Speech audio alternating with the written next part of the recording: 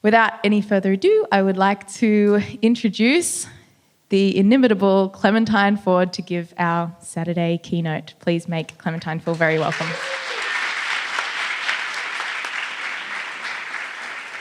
Just going to work around this thing on my chest. Thank you so much. I'd also like to acknowledge that we're on Aboriginal land and I pay my respects to elders past and present. I normally do a much shorter version of what was said here this morning, but that perfectly encapsulated everything. So I'd just like to second that and reiterate, yes, that the impacts of colonialism are still being felt and still being executed.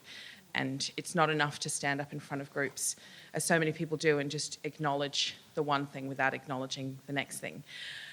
I was a little confused when I was asked to speak at this conference because I've always had a deeply, deeply uncool taste in music. And I listen to a lot of show tunes, and I still really get down to Lisa Loeb.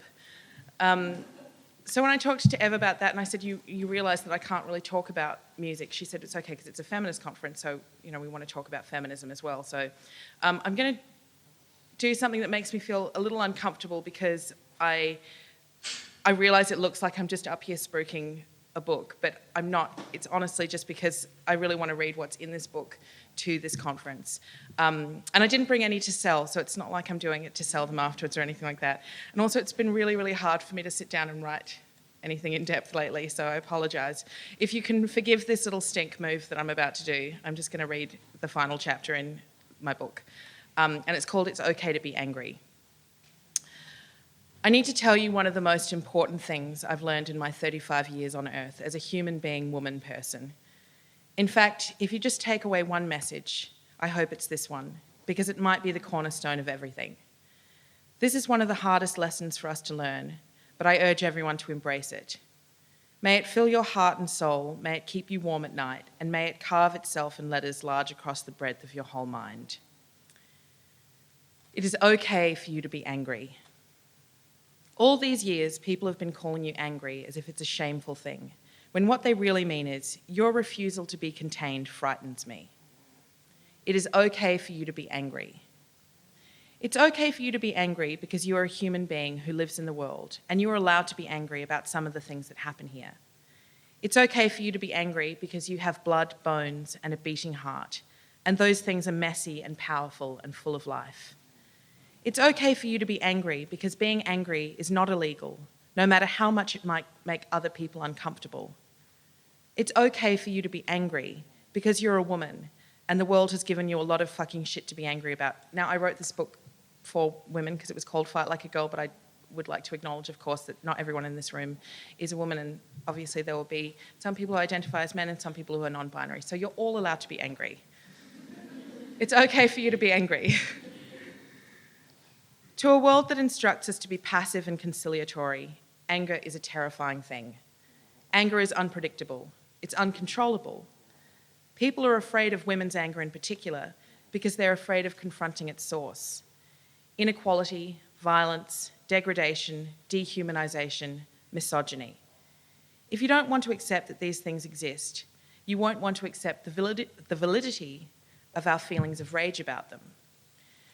And so it becomes much easier for those invested in the status quo to do what they've always done when faced with the extremity of women's emotions, and that's to pathologise them.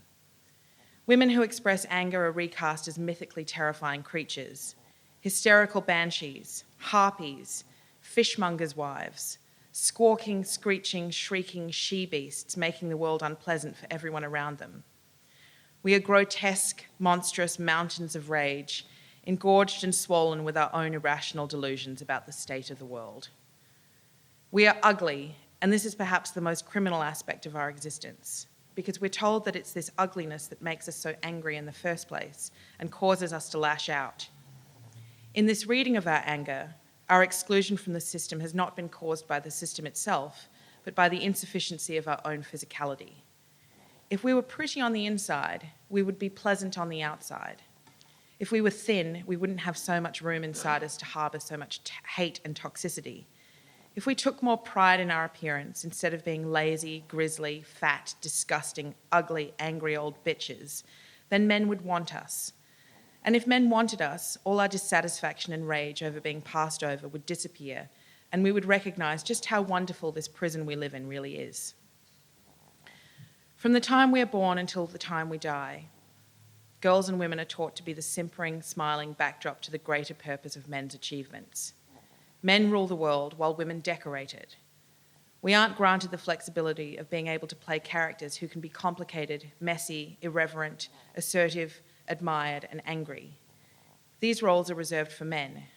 We are expected to be their support in every way. We are the ones they fight over, the ones they lust after, the ones who encourage them and the ones who applaud them. We are the stage on which they stand, the curtains that signal for silence or applause, the scenery that forms the backdrop to their adventures, the swelling music that heralds their success. But why are you so angry? They ask. I'm angry that this is even a question. Sorry, I'll wait. Okay. I'm angry that this is even a question, because implicit in it is the suggestion that women have nothing to be angry about. It's so easy to stand within a system that favours you so completely that your privilege can no longer even be seen, and yet still have the arrogance to argue that those burdened by it are behaving unreasonably. Instead of responding to the legitimate grievances of half the world's population, the half that is marginalised, abused, discriminated against, and oppressed, the responsibility to engage is shrugged off and once again turned into an issue of oversensitivity. Why am I angry? I'm angry because 1 in 5 girls over the age of 15 will experience sexual violence, and yet the rape culture we raise them in leads them to believe this sexual violence is somehow their fault. I'm angry because these same girls will hesitate to tell anyone what happened to them, because if they don't already believe they caused it to happen, they're afraid that other people will.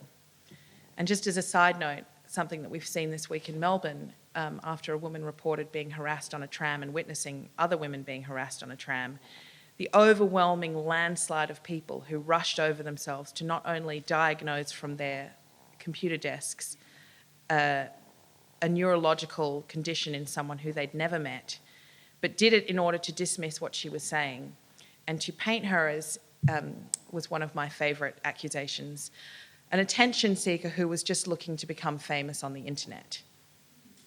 Because women who get attention on the internet, it's always usually very good. I'm angry because girls and women are raped by groups of boys and men who colonise their precious bodies as a grotesque exercise in bonding, and yet are still later protected and defended by a community that wants us to believe it's women the ones who are set out to ruin the lives of promising future leaders. I'm angry because entire sporting teams can decide that a woman who consents to sex with one of them is consenting to sex with the entire team, and that this entitlement is supported by a wider society that has no problem asking, what did she expect? I'm angry because a circumstance of pack sex in which men exert their physical and social power over a teenage girl can be defended by their supporters as consensual group sex, even when the girl ends up with a documented case of post-traumatic stress disorder and ongoing suicidal thoughts.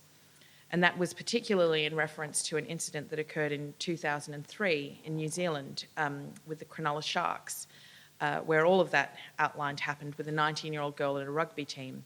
And still today there are people in Australia who will argue that it was consensual group sex because the men said that they consented to it.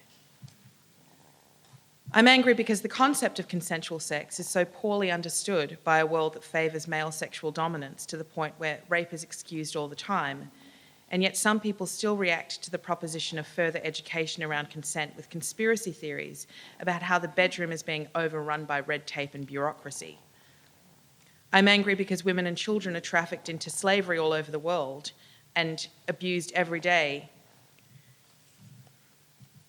I'm angry because other women opt into sex work and are shamed for it, subjected to greater levels of abuse, but treated as though the nature of their profession means they deserve less respect and protection. I'm angry because women are groped on the streets or in bars and told that we have to accept these interactions as compliments, and that if we don't accept them as compliments, that we're overreacting and we're criminalising behaviour. This isn't in there, but I read an article today about Donald Trump's son, who on radio a few years ago was arguing that if women couldn't handle sexual harassment in the workplace, then they should go and be kindergarten teachers.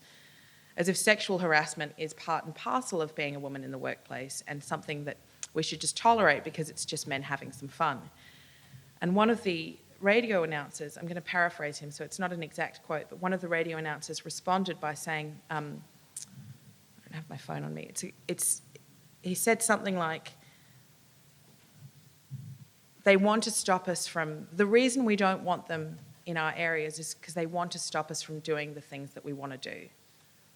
And he said it with no sense of recognition over what that meant, but I thought how telling that was, that groups of men who are led by thought process like Donald Trump's that we've seen this week do just want to behave the way that they fancy, and we are supposed to just tolerate it.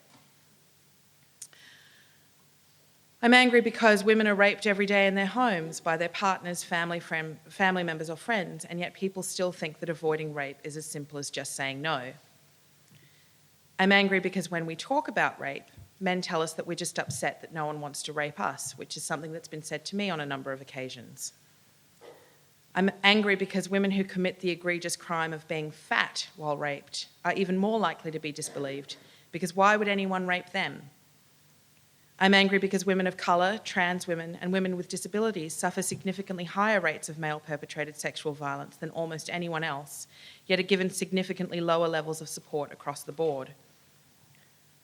I'm angry because there are men who exploit the suffering of women of colour in other nations, not because they care about the liberation of these women, but so they can justify the white colonialist feelings of supremacy they have towards the men of colour who also live there.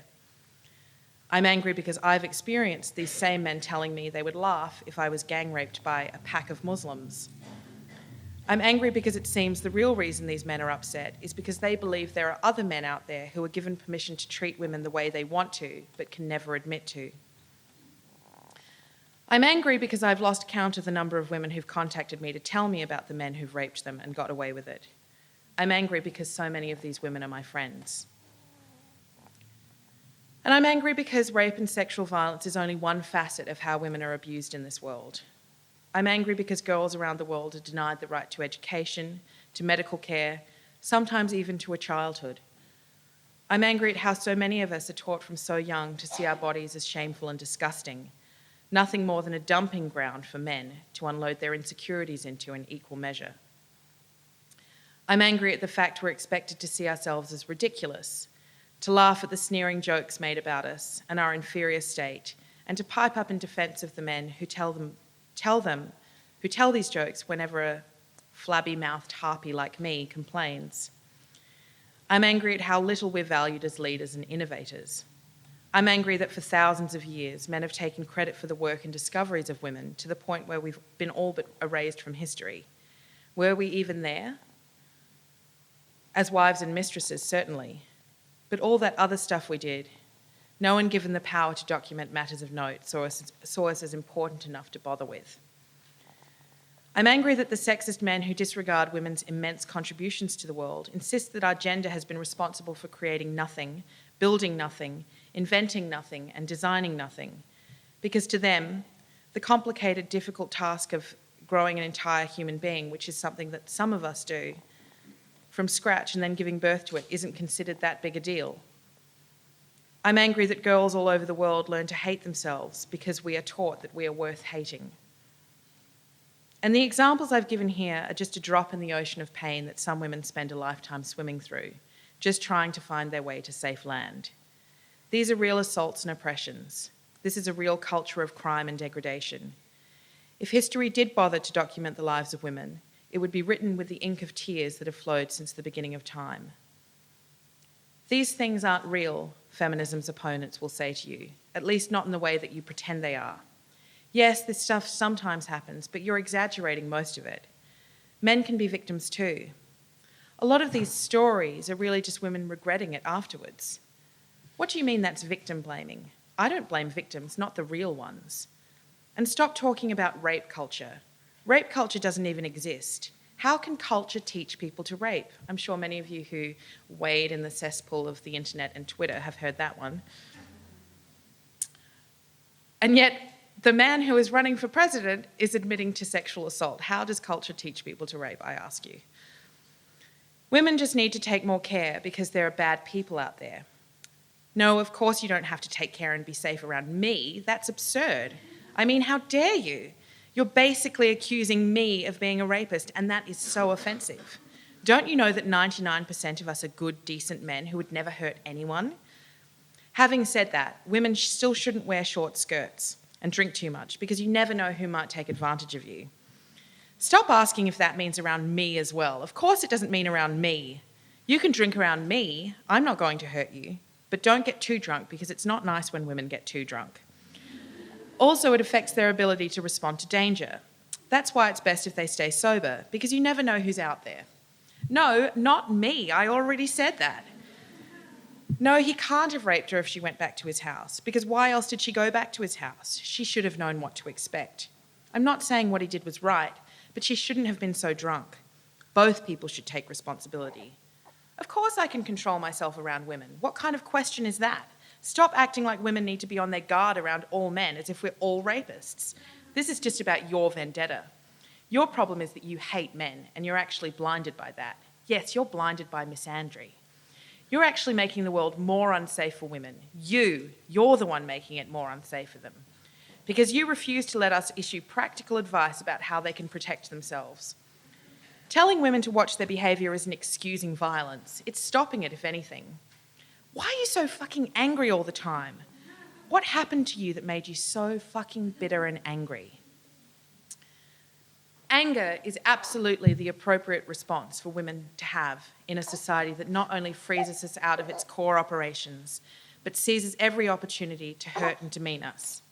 It is right that we be angry about our treatment as women in the world, because it means we still have control of our faculties and haven't been sucked into the Stepford hell that patriarchal order has always tried to box us into.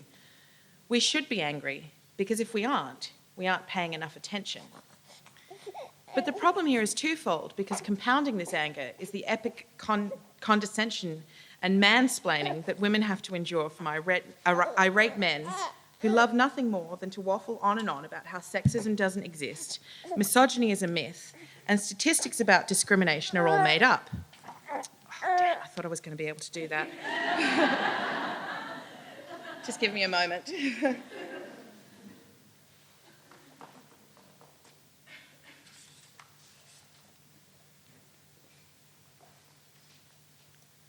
Sorry.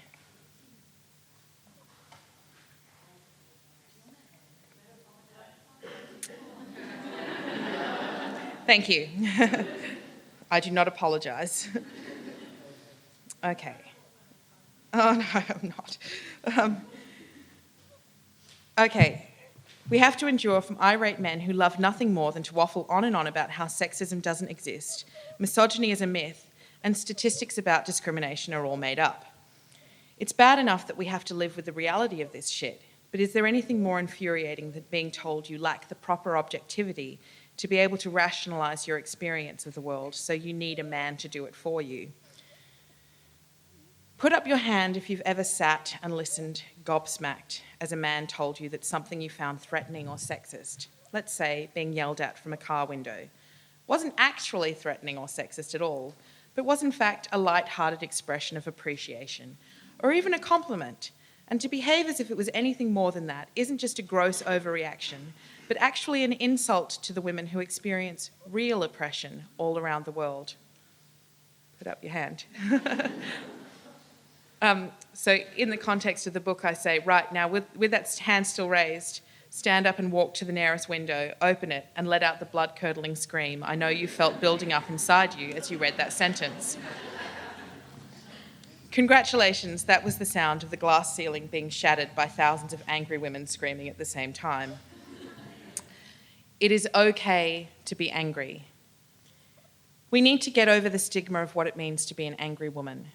We've been taught to fear the label and all that it represents, which is supposedly a kind of hyper-emotional femaleness that lacks perspective and rationality. But our anger is not irrational. It's very concentrated and sensible, and it's a response to the pain of thousands of years of oppression and supremacy that's been used against us. That doesn't mean that we are blazingly angry all the time. I mean, even I give myself a break now and then to watch The Bachelor or Survivor. Guilty. Bachelor in Paradise is a lot of fun. My anger is not always explosive, but it is always with me. And I think it means that I'm paying attention. When I was young, my father used to tell me that I would catch more flies with honey than I would with vinegar, because sweetness was the shortcut to getting things done. Yet I never heard him offer the same advice to my brother. For that matter, I've never heard of any man being advised to be sweet and compliant in order to get his own way. Charming, yes. Convincing, of course. Powerful, assertive, confident, absolutely.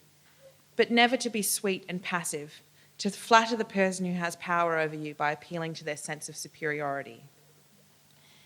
It isn't for our own good that women are told to stop being so angry. This is the pretense, of course, but the objective isn't to protect us from the frightening capacity of our own rage. How could it be? More to the point, why would we in particular need to have our personalities babysat like this? We aren't delicate little flowers who need to be shielded from experiencing or expressing extreme emotions. The truth is, women's anger is pathologized as dangerous because it represents a threat to the stability of the gender inequality that relies on its absence. Imagine the magnificent things we could achieve if we allowed ourselves to truly give in to our anger, if we turned our backs on sweetness and harnessed instead the palpable rage that is our birthright. And where has all that sweetness got us? As a collective, not especially far. I've no doubt it's helped individual women along the way. Shari Markson and Julie Bishop. But even they must have had moments of frustration over how often they've had to fold themselves into a neatly pretty corsage just to get anything done. The truth is, our anger has been wrested from us using the same threats of isolation and rejection that have proved so effective against women trained to view our worth through the eyes of men. It isn't nice for us to be angry, so we try not to be. It isn't pretty for us to use our anger, so we don't. It doesn't recommend us to men to have anger within us, so we hide it away and pretend it belongs to those other kinds of women, the sexless, ugly, brutish ones whose hostility stems from being unappealing. Or is it the other way around? It is okay for you to be angry. You have a lot to be angry about. And it's okay if being angry about these things makes some men feel bad or indignant or picked on. It's not your job to shield them from the things that women have to deal with every day. This isn't the same as forcing them to take personal responsibility for everything that happens, although a lot of them will argue that this is exactly what you're doing. They do this in order to justify blocking their ears against what you're saying. A lot of them don't want to know about it because they want to believe it has nothing to do with them. But they don't live outside of the system. They can continue to do nothing within that system, but doing nothing to change the structures of power that benefit them is just as bad as being part of the mechanism that keeps those structures in place. Some of these people will tell you that this is all well and good, that your anger isn't helping your cause. They'll try to convince you that this anger is just pushing people away, people who would be otherwise interested in helping to create change, but who are put off because you made it so hard for them. Again, it's not your responsibility to cushion the blow. Most of the people you'll be having these conversations with are adults. So why are they expecting to be treated like children? Being angry isn't the same as being hostile or erratic. You can be patient while you walk people through this information, but you don't have to hold their hands or make sure their feelings are protected. And for that matter, you don't even need to be that patient. All that does is give them permission to keep ignoring the gravity of the situation. If excessive care on your part encourages their belief that things aren't really that bad, they'll have all the excuse they need to refrain from doing anything about it. Besides, why should we take it upon ourselves to look after everyone else's feelings when no one ever looks after ours? Instead, we hear endless variations of, "You're overreacting," or "Stop being so sensitive," or "Toughen up," or, and I love this line, by which I mean it needs to be loaded into my magic desert sun cannon and blasted into space. Your experience of that event is incorrect. Let me explain to you what actually happened, even though I wasn't there. The idea that women are protected from the world by men better equipped than we are to withstand its reality is a myth. No one is wrapped more tightly in cotton wool than those men who express hostility towards feminism and everyone else's rights. No one demands greater care when dealing with their feelings than the men who scream, "Not all men." No one sets up parody accounts and trolling websites faster than the men whose entire argument is built on the back of the complaint that women are too sensitive. And if we're going to talk about anger, hostility, and extreme emotional overreactions, no one displays any of those things in greater quantities than the men who hate women, and feminists especially, so much so that they dedicate hours every day to harassing us, abusing us, and monitoring every single thing we say to use as evidence of some greater conspiracy against men's freedom. This aggression is palpable and obsessive. The intention of the people who wield it is to silence and scare us. And I'm angry about that. In fact, I'm not just angry about it. I'm furious. It's as if a laser beam created from the Mountain Dew sweat of aggrieved men is beamed all around the world to rally the troops whenever a woman opens her mouth. Amber alert, Amber alert. A woman is speaking about feminism. Quick, let's find her home address and post it online so we can teach her a lesson. These men are consumed by an anger so intense that it's actually frightening. And that makes me furious too. The human race is thousands and thousands of years old, and yet there are some people so terrified of losing the marginal grip on power their masculinity has given them, they devote their time and energy to telling women that if we don't shut up, someone will find us, rape us, kill us, and then gloat about the victory to each other, to teach other women a lesson. The good thing is that you don't have to listen. No matter how much these people try to force you to, and they will, whether your interaction happens online or off, you do not have to listen. Because in addition to it being okay for you to be angry, it's also okay for you to shut down conversations with people you don't want to talk to. You are not required to stand there and nod politely as anyone lectures you on why anything that affects your life is a myth. It doesn't make your experience of life any less real or true if you walk away from sanctimonious dickheads. They don't want to have a discussion with you. Their only objective is to get you to admit you're wrong. I know exactly how frustrating and disempowering this is because I experience it as a woman, and I've spent my life, as many women have and many other people, being taught to doubt my feelings and instincts. I'm angry about the number of women who write to me to recount tedious conversations with arrogant men who won't let them get a word in edgeways, but who ultimately succeed in making these women second-guess themselves because "you're overreacting" may as well be the first sentence we hear after "it's a girl." I used to feel obligated to participate in these discussions, but I grew so frustrated at being spoken over, lectured, and explained to that eventually I decided to stop doing it. Except in the rare situations where a dialogue has been initiated by someone who genuinely wants to learn more, even if they don't ultimately end up agreeing with everything said, which is their right, these conversations are mostly pointless. Nothing is achieved beyond yet more of your precious time being wasted on people who aren't there in good faith and don't have any interest in listening to anything you have to say. I might still have to deal with incessant demands that I defend my position, but I have the choice to ignore them. I used to think that doing so meant I was letting the side down or missing a valuable opportunity to educate. But then I realised you can lead a man to thought, but you cannot make him think. This was a huge moment for me. Not only did it free up a lot of time, it also liberated me from a lot of the emotional trauma that came from being constantly ambushed by men's rights activists and other dingleberries.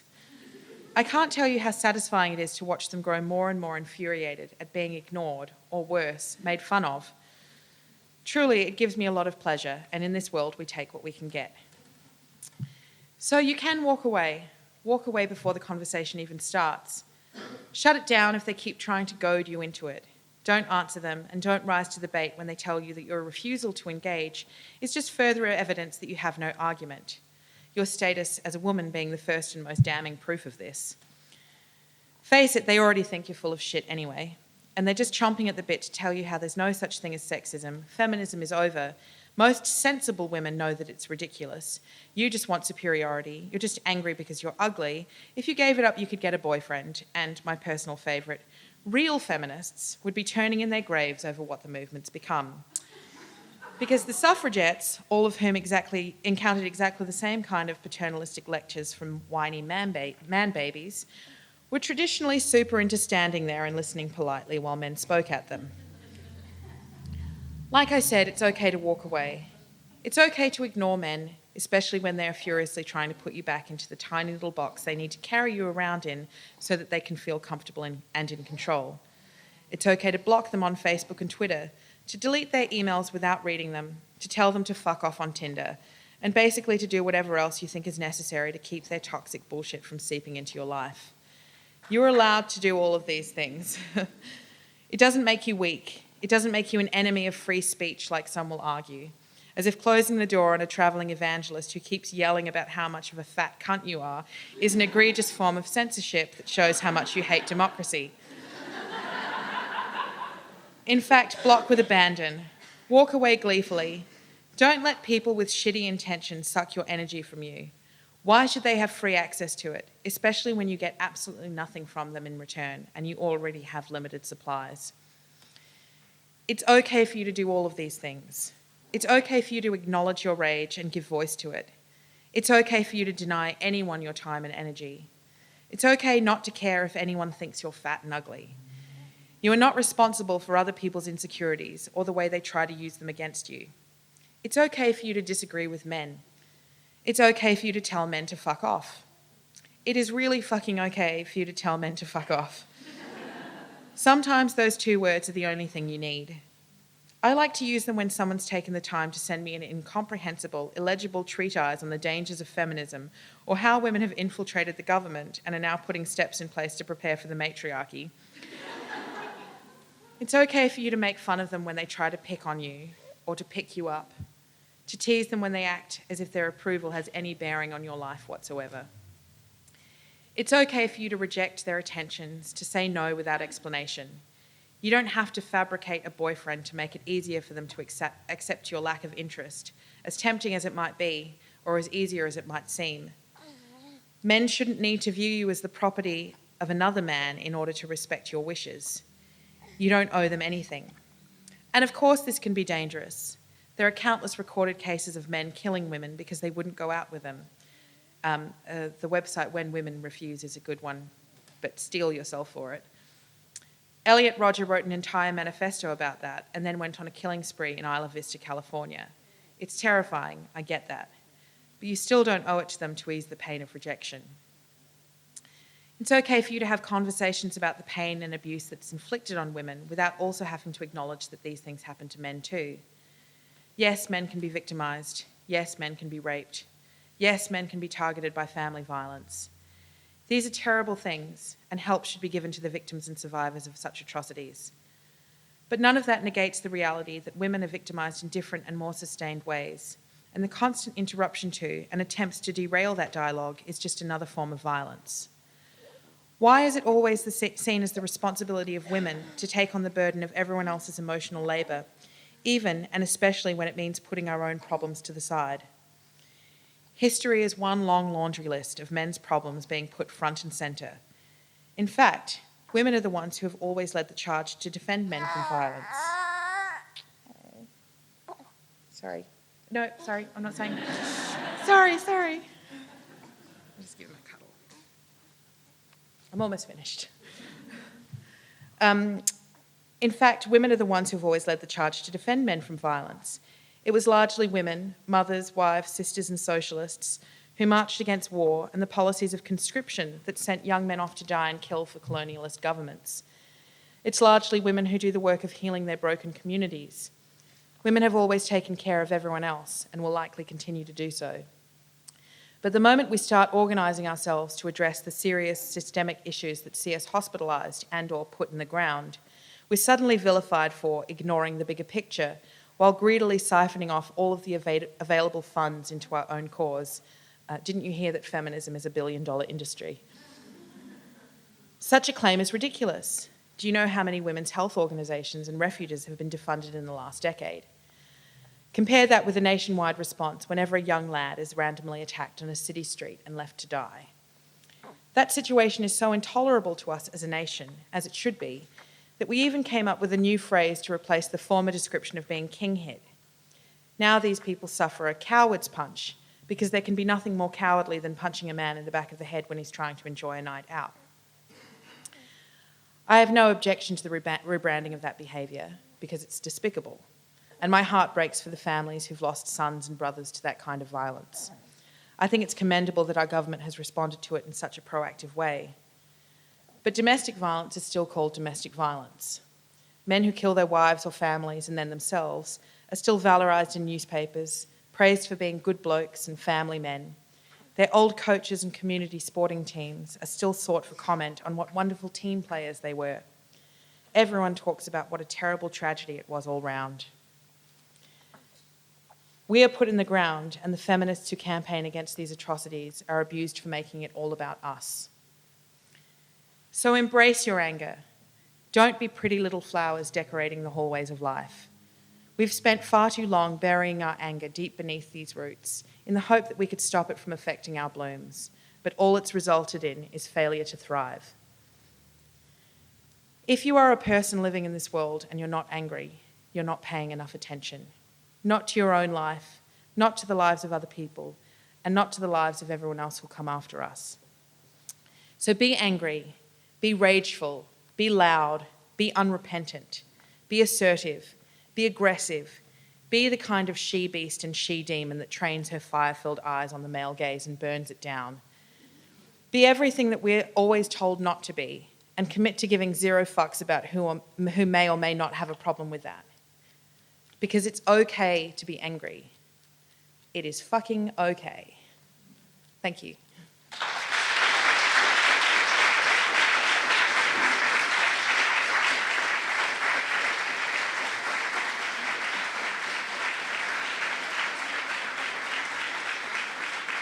Am I staying up here? I'm not sure what's happening now. Did you want me to stay up here? I think that on my thing there was some time for questions, but I'm not sure if people want to ask questions.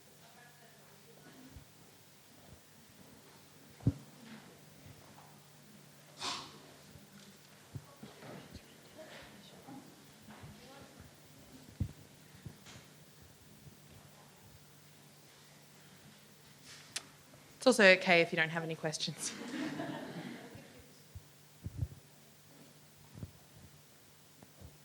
Hi, thank you so much. That was really a great talk.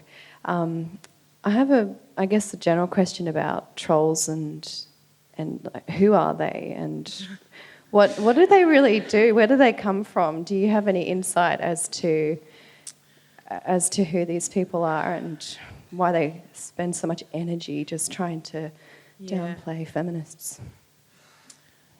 I think that roughly I would probably, I've got no research to back this up, but just from my personal experience, they seem to be somewhere in the dominant age group of around 16 to 35, I'd say.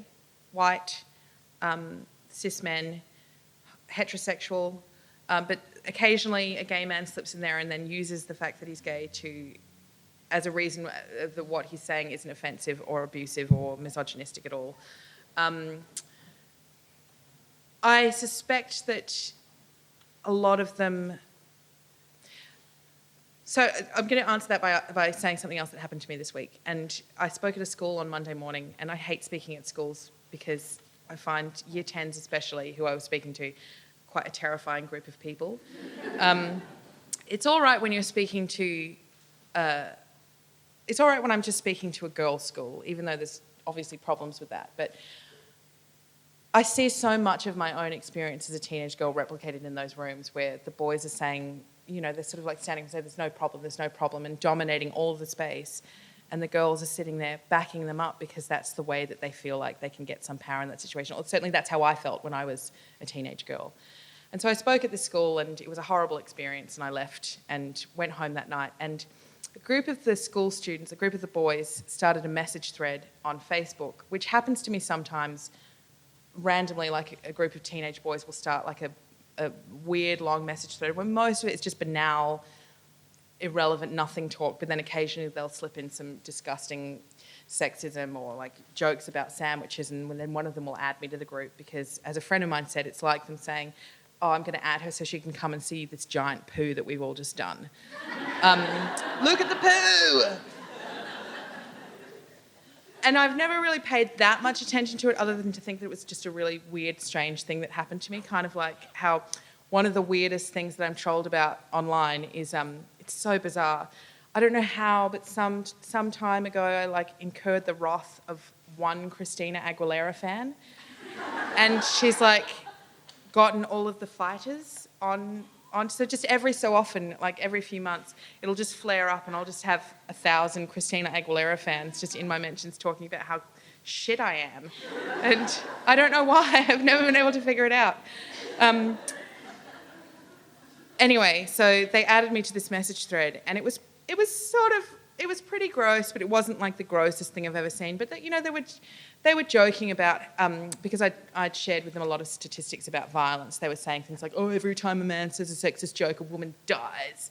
And then, a lot of commentary about how ugly and disgusting I was. And I thought, why have they added me to this? Because I have more power than they do in this situation. I can take screenshots of all this and take it to their school, which I did.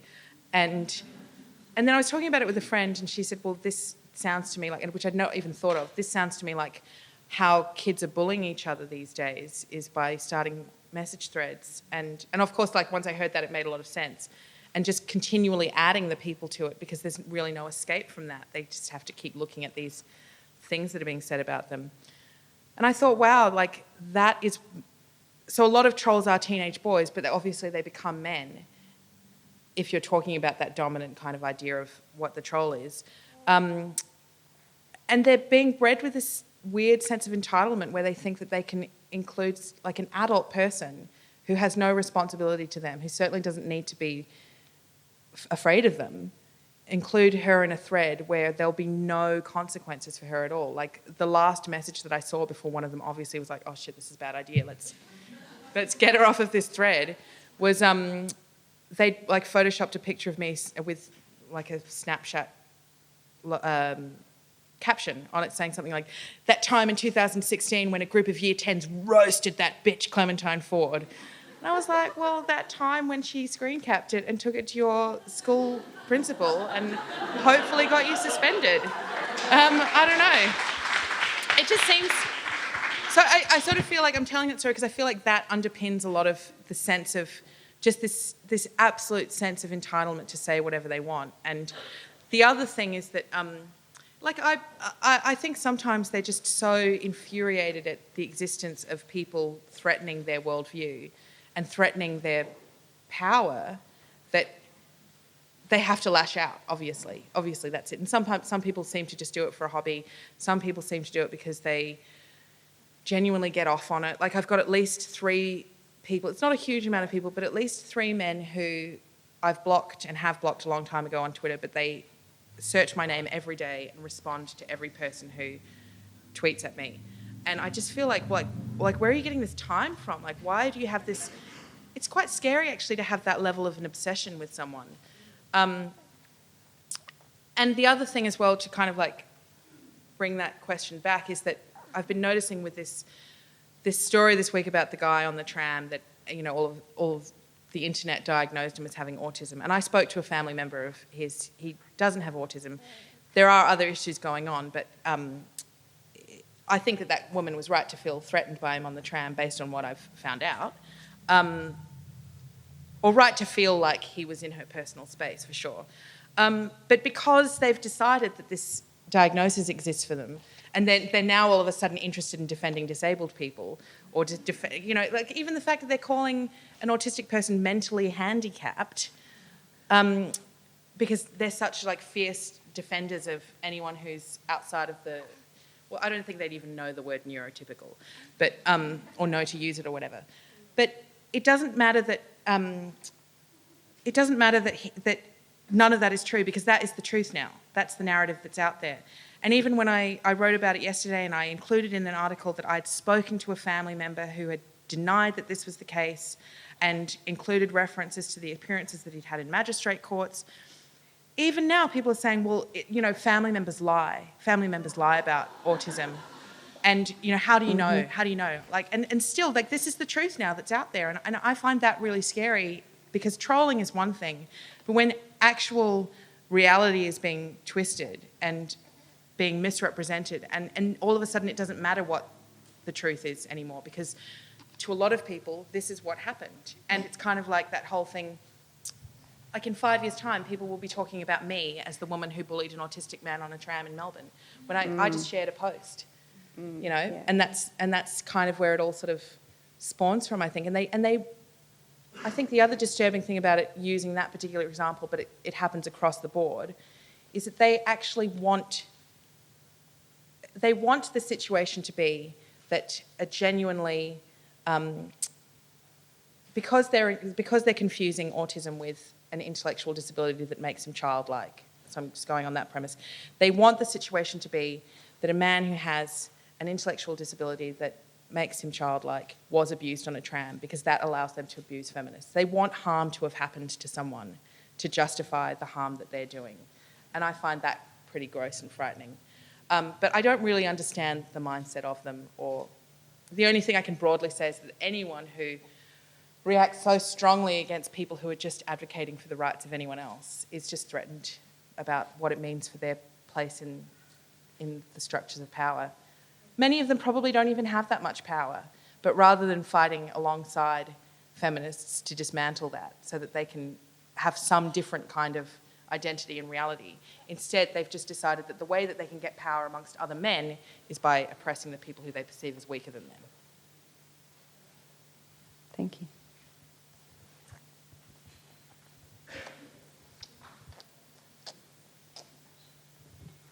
Hi, my name's Sophia and I'm going into year 10, so no pressure. Not everyone in year 10 is awful.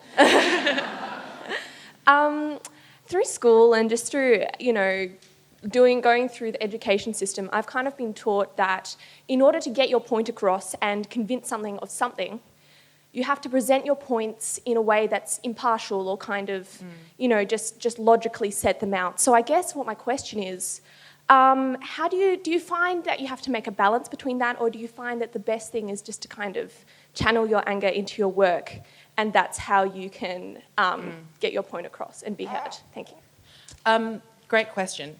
I am also told that all the time, that I need to be unbiased and impartial, but I'm an opinion writer, and you can't be an opinion writer, and I'm not going to write my opinions down and say, but of course the other side of it is this.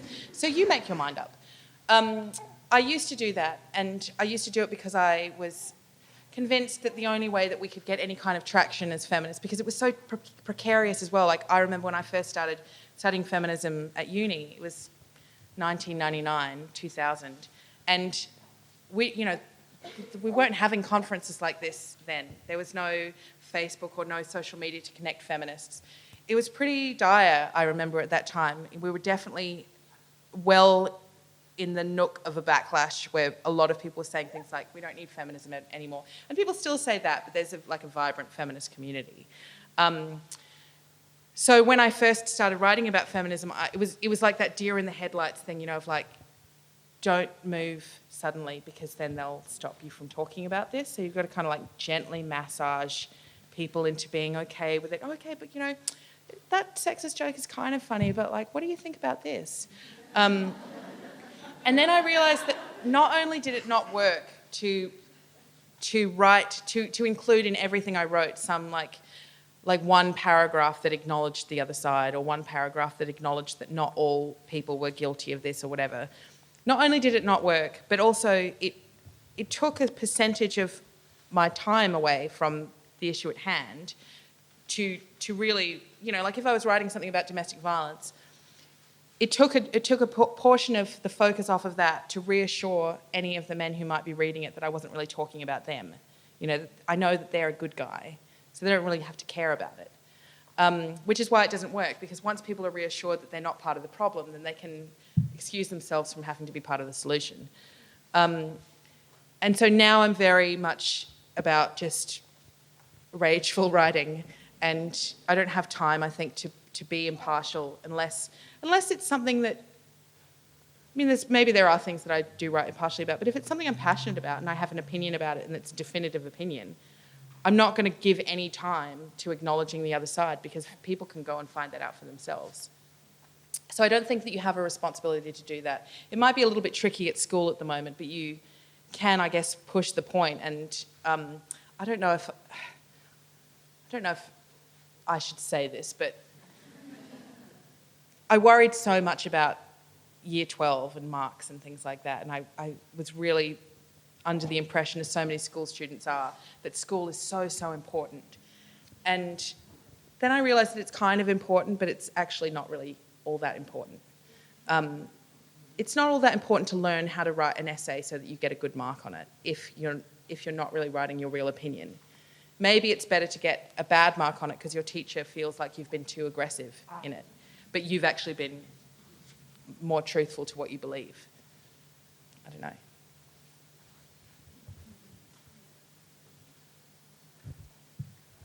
I think that's over here.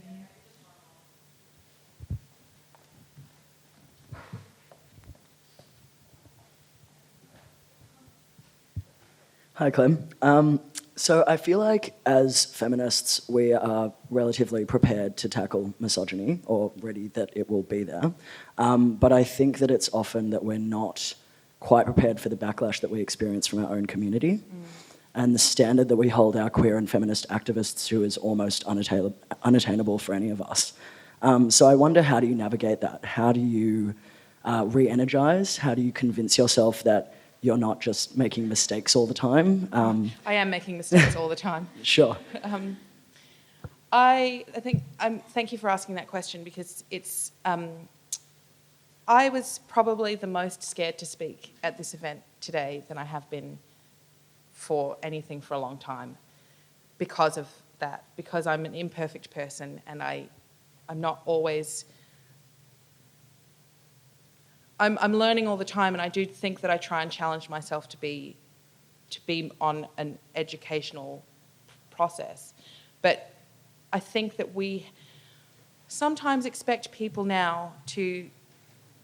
It can be difficult to have conversations in a quote-unquote safe space where ideas are being discussed and personal viewpoints are being developed and evolving. Because so often we expect, because of what you said, we expect people to open their mouths and begin with a conclusion. And that conclusion has to be perfect, and that conclusion has to take into account everything that understands the complexities of politics. I mean, of course, like, people have to be very mindful of... People have to be mindful about when I say the right things, I mean about what kinds of people we want to be and what kinds of communities we want to foster. But we also want people to enter communities who have interest in them, but who don't have a language necessarily, who don't have an understanding or a framework, but have the desire and have the interest. And we don't want people to be afraid of staying silent because they're worried that they might say the wrong thing and then they'll be driven out of town. Having said that, like, it's also important to acknowledge that it's easy for me to say something like that, because the oppressions that I experience are quite narrow compared to the oppressions that lots of other people experience. So I also get that why people would be frustrated with that, or why people would think, well, you know, I don't have the tolerance for having to walk people through that. But like I said in that piece, you know, you can pick and choose who you have those conversations with. You don't have to stand there and be someone's hand-holding guide through this. But I do worry sometimes that it's becoming a little difficult to have conversations amongst each other even, where ideas are being thrown around. And I think I said to you before the session started that I was reading a thread on a friend's page where she linked to an article that someone had written recently, and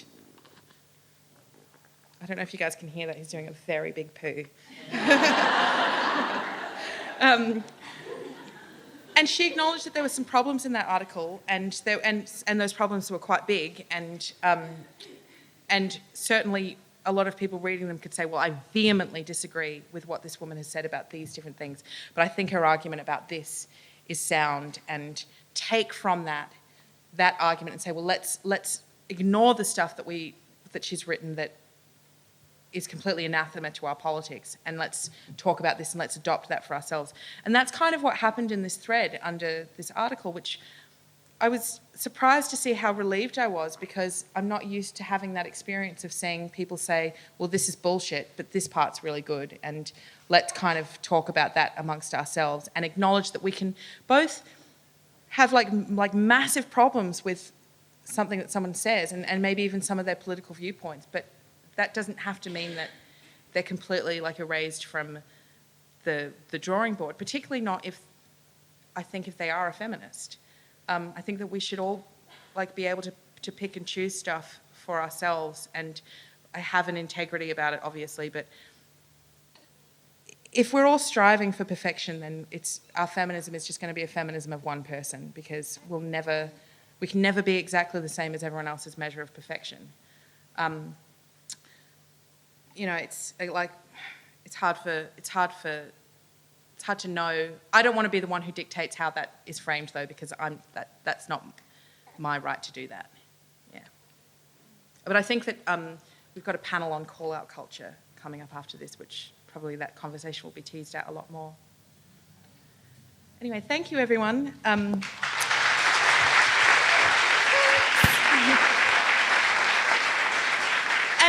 can I just say as well, just thank you so much to the organisers of Listen. It is true, when I was in my early 20s and starting to take up feminism and explore these ideas, firstly, a lot of those ideas were very unconstructed.